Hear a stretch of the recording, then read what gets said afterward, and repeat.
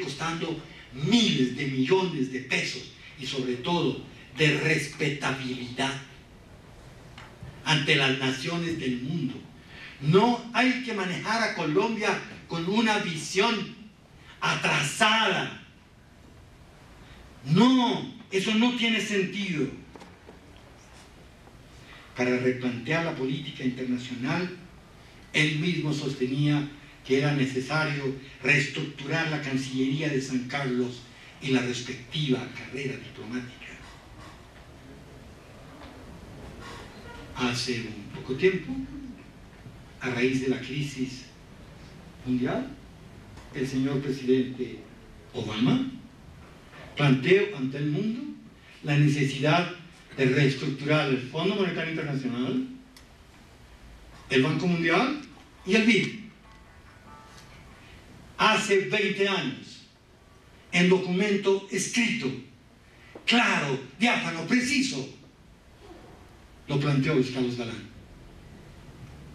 Él estaba enterado, bien, cuidadosamente, de para dónde iba el mundo, para dónde iba la América Latina y hacia dónde debería ir Colombia.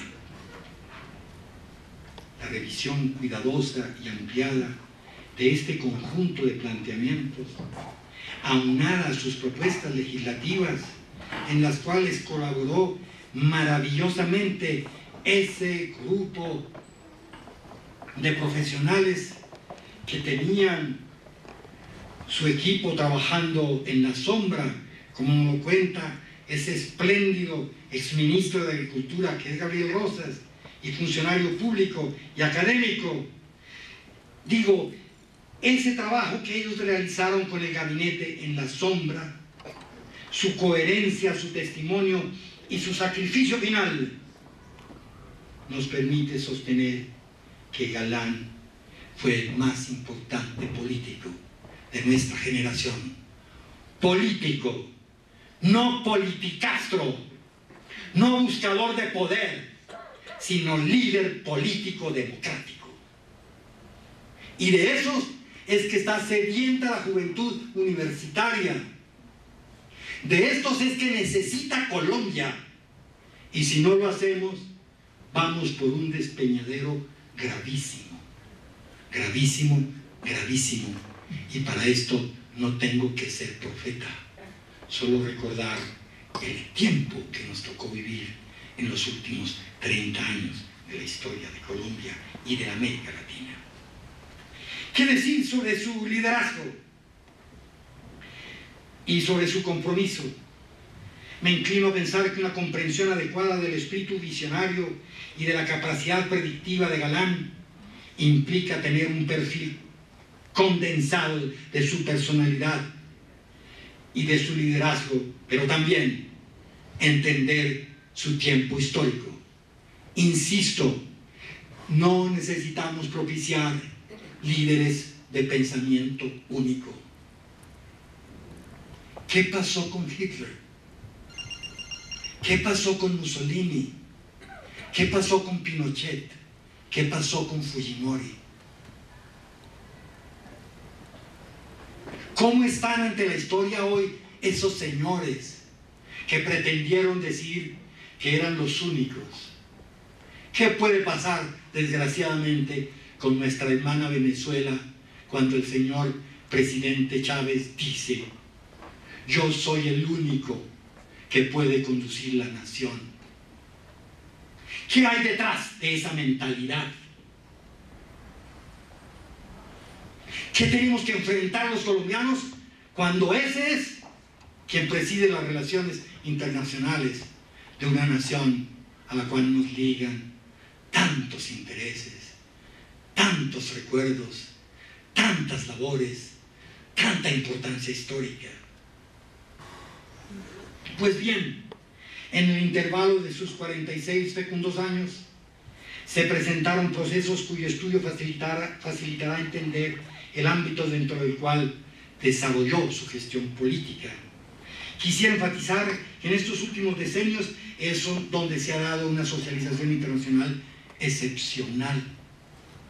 El fenómeno sociohistórico de la globalización y el más grande avance científico-tecnológico de todos los tiempos, gracias a lo que conocemos como el desarrollo acumulativo de la ciencia.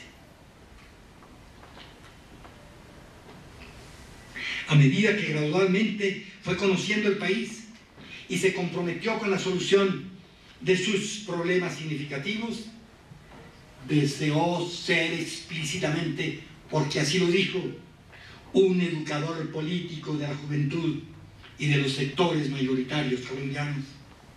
Estudió y practicó la política como arte y como ciencia, y tenía un conocimiento apropiado para su tiempo. Eso es cierto, Gabriel, por supuesto. Y en relación con su liderazgo político, anotemos que él se distinguió por su constante e inteligente consagración al trabajo, eticidad, inquebrantable vocación democrática, autenticidad, capacidad comunicativa y pasión por Colombia. No, Colombia es pasión, pasión por Colombia, que es otra cosa, ontológicamente hablando. Luis Carlos no decía eso. Es un manejo que ha contado con espléndidos recursos internacionales y nacionales.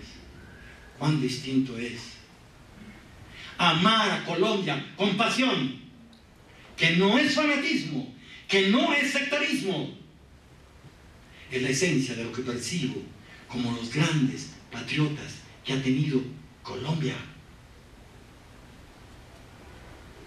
Como politécnico bien informado, conocía el papel de la historia y sabía que había que concretar y desarrollar la democracia. Por eso podemos decir, sin exagerar, Luis Carlos fue un demócrata comprometido,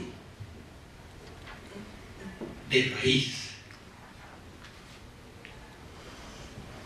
Quien ama apasionadamente, ama la raíz del afecto, del sentimiento más profundo en la historia del humano.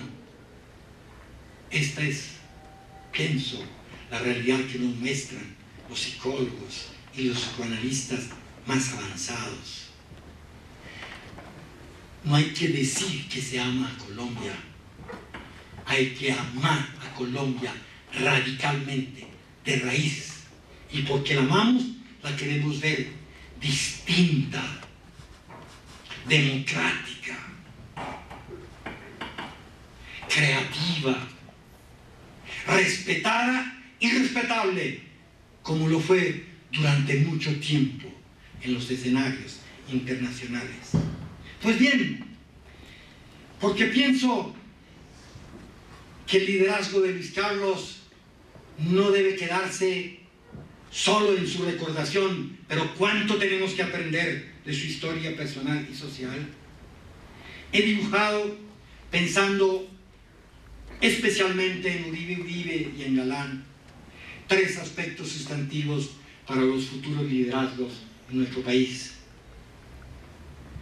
que están acompañados de ejemplos concretos de líderes políticos colombianos, latinoamericanos y mundiales. El tipo de liderazgo, digo a manera